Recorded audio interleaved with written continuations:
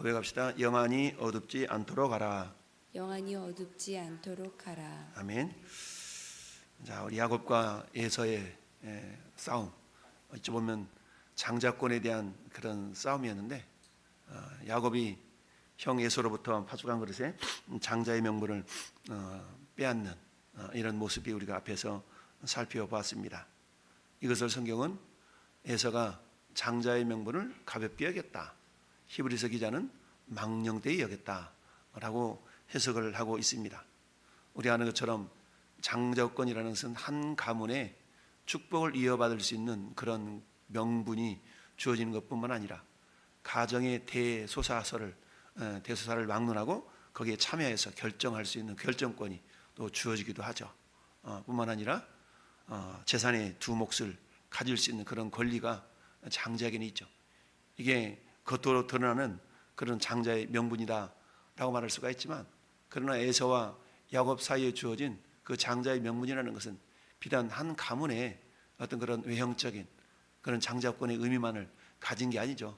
하나님은 수많은 민족 가운데서 하나님께서 이스라엘 민족을 택하시고 그 민족을 통해 하나님이 거룩한 뜻을 이루어 가기 위한 그런 하나님의 언약적인 관점에서 본다 그러면, 야곱이 얻어낸 그 장자의 명분이라는 것은 그야말로 하나님의 약속을 이루어 가기 위한 하나의 거대한 그런 도구의 통로의 역할을 감당했던 것이죠. 이런 일이 있어서 에서는 자기가 장자였음에도 불구하고 이런 장자의 명분에 대해서 큰 가치를 가지지 못했고, 오직 그 가치를 아주 유심히 생각하고 유념하고 있었던 사람은 리브가죠. 왜냐하면 리브가가 쌍둥이를 잉태했을 때 하나님께서는 큰 자가 작은 자를 섬기리라 라는 그런 하나님의 언약적인 말씀을 기억하고 있었고, 이 사실을 자기만 알고 있었겠어요? 자기 남편 이삭에게도 분명히 말씀을 드렸겠지만, 그러나 이삭은 어때요? 그 말씀을 그저 심상치 않게 여기고 말았던 것이죠. 그리고 자식이 태어나 보니까 에서는 그야말로 무람직한, 그야말로 믿음직한 그런 사내다운 면모가 강했고, 야곱에게는 그런 면모가 좀 약했던가 봐요. 그러다 보니까 우리 장남 오늘 가서 좀 사냥 좀 해오지? 그럼 막 책각 나가가지고 사냥을 해서 막 이리 해오니까 얼마나 믿음직했겠어요. 참 우리나라와 비슷하지 않겠어요? 오늘날이야 그저 한 명 낳든 안 낳든 뭐 두 집 걸로 하나씩 낳고 이런 시대다 보니까 장남에 대한 개념이 그리 많지 않지만, 우리 부모님 세대 때는 어때요? 뭐 자식들을 막 대여섯 명씩 낳고 많이 나면 9명씩 낳고 이런 시대에 살다 보니까 장남에 대한 권위가 굉장히, 또 장자 이거에 대한 건 굉장히 강했죠. 저희 집안도 우리가 5형제인데 우리 장남에 대한 어떤 그런 애정이, 참 우리 할머니를 보면서 그런 생각을 했어요. 저 할머니가 어찌나 장손 했던지 거기에 대해서 장손 아닌 다른 손주들은 시기 날 정도까지 그렇게 장손 했던 기억이 나요. 어릴 적이었는데도 불구하고. 그러다 보니까 그 장손한테 뭐 비록 뭐 재산도 없지만 밭대기며 집이며 이런 걸 다 그냥 자식들하고 상의도 없이 부모님 물려줘 버리더라고. 그렇다고 해서 뭐 따지고 들지도 않았지만 어쨌든 그런 일들이 있었어요. 이게 장자가 갖는, 장손이 갖는 우리 장손. 그래서요, 제 할머니는 다른 손주들보다 큰 장손이 그야말로 다 저기 할 때까지 막 가서 자취방에 가서 밥 해주고 이런 일들을 저희 할머니가 그렇게 했어요. 그러다가 그 장손 밥 해주다가 가스 연딱 가서 중독돼가지고 결국 돌아가셨는데 이렇게 장손 했던 그런 기억이 나요. 근데 이 에서는 얼마나 듬직했겠어요. 아버지 이삭이 말하는 족족 가가지고 막 사냥에다 맛있는 음식도 해오니. 그런데 오늘 1절이 오늘 본문 전체의 내용을 이렇게 내포하고 있는 그런 복선이라고 그럴까요? 그래서 이삭이 나이가 많아서 눈이 어두워 잘 보지 못하더니 맏아들 에서를 불러 이르되, 내 아들아, 아버지 여기 있습니다. 내가 이제 늙어 어느 날 죽을지 모르니까 너 가가지고 빨리 사냥에다가 내가 즐기는 별미를 좀 만들어 와봐라. 내가 먹고 내가 너한테 마음껏 축복하게 하라. 이렇게 했어요. 우리 이 모습을 보면서 아니 그냥 축복해 줘도 될 텐데 굳이 이렇게까지 했을까라는 생각을 해봅니다. 그럼에도 불구하고 어때요? 우리가 뭔가 먹은 게 있으면 마음이 더욱더 강하게 가잖아요. 그랬는지 모르지만 에서에게 그렇게 이야기를 합니다. 가서 사냥해봐. 내가 너한테 마음껏 축복할게. 네가 장자가 아니냐? 다 아마 이랬을 것 같아요. 근데 이 에서는 자기 동생에게 장자의 명분을 팔아먹은 것은 아마 생각하지도 못하고 금방 잊어먹었을 것 같아. 어찌하든 그래서 이렇게 얘기하고 있는데 옆에서 누가 들어요? 부인이 듣죠. 리브가가 가만히 듣고 보니까 이거 하나님의 계획이 아닌 것 같아. 분명히 하나님은 자기 자신에게 에서와 야곱을 잉태했을 때 큰 자가 작은 자를 이렇게 섬길 것이다 라는 하나님의 언약적인 약속을 받은 바 있었기 때문에 그렇게 하면 약속이 틀려지는데 라고 생각을 한 거죠. 그래서 둘째 야곱을 불러가지고 야 야곱아 내가 듣지 않니 너가 아버지가 이렇게 지금 형 에서를 축복하려고 가서 사냥해 와서 요리를 해오란다. 이제 내가 너한테 얘기하는데 너 가가지고 저 양들 틈에 가가지고 좋은 새끼 2마리 가져와.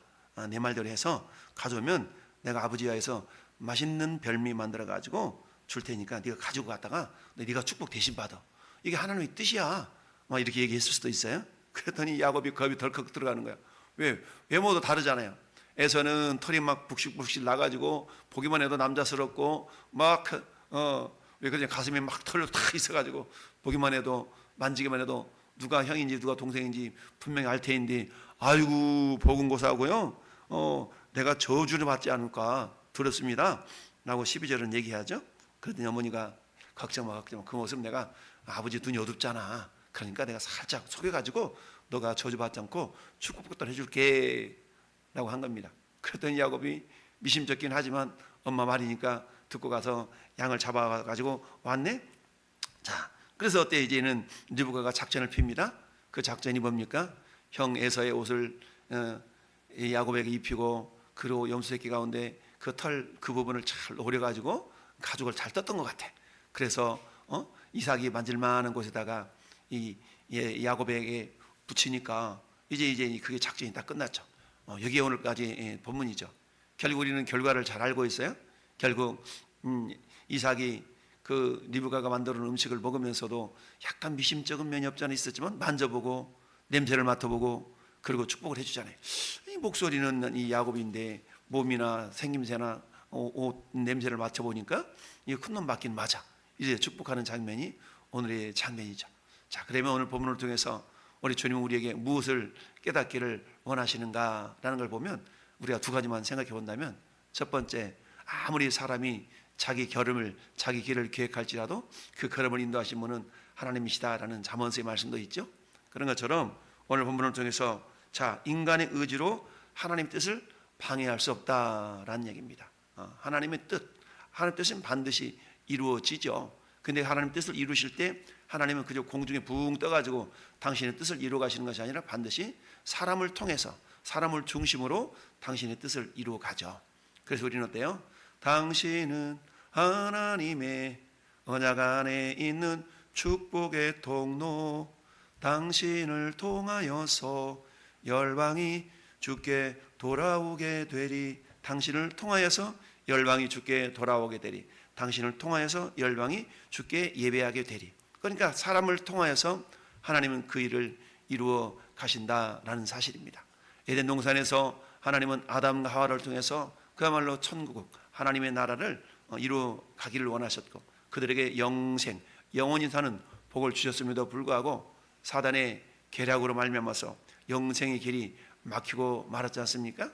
이런 어떤 과정 속에서 하나님은 여전히 그 일을 이루어 가시기 위해서 결국 누구를 보내십니까? 예수 그리스도를 이 땅에 보내셔서 예수 그를 믿는 자들마다 하나님의 자녀가 되는 권세를 주심으로 하나님의 계획이 이루어지는 것을 보게 됩니다. 그래서 아무리 사람이 그야말로 하나님의 뜻을 이렇게 거꾸로 나가게 한다 할지라도 마침내 하나님의 뜻은 이루어지고야 만다라는 사실을 우리가 알 수가 있습니다. 여러분, 이 이삭이 에서를 불러가지고 이야기하는 그 장면, 그 상황 가운데 옆에 리브가가 없을 수도 있잖아요. 근데 이야기하는 그 상황 가운데 하필이면 그 옆에 딱 있었다. 이것도 우연이 아니죠. 우리는 이 세상에 일어나는 모든 일들을 우연이 없다라고 우리 믿음의 관점으로 늘 해석하고 바라보지 않습니까?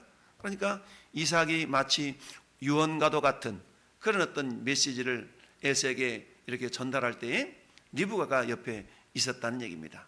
물론 자기 남편이 눈이 어두워서 잘 보지 못하고 이러니까 안내하기 위해서 항상 옆에 붙어 있어야만 했을 수도 있겠지만 항상 옆에 있는 것은 아니지 않겠어요? 그런데 에서가 에서에게 그 말을 하는 그 시점에 누가 옆에서 리브가가 다 들었다라는 것은 일종의 하나님의 섭리라고밖에 우리가 볼 수가 없습니다. 결국 에서는 신이 나가지고 그래 내가 가지고 아주 좋은 짐승 잡아다가 우리 아버지한테 내가 좀 축복 좀 많이 얻어내야지 아마 이렇게 생각할 수도 있었겠죠.